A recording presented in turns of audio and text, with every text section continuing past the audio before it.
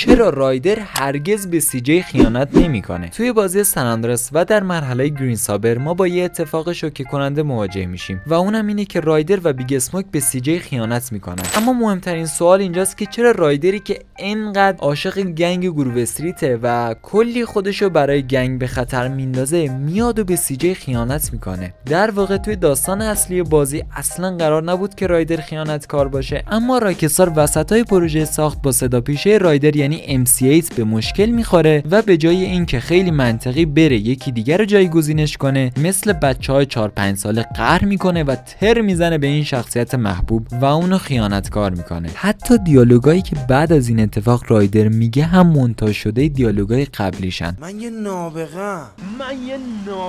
حالا میفهمید که چرا سی جی برخلاف بیگ اسموک به رایدر اصلا رحم نمیکنه و اونو مثل سگ میکشه. اما باز اینجا سوال پیش میاد که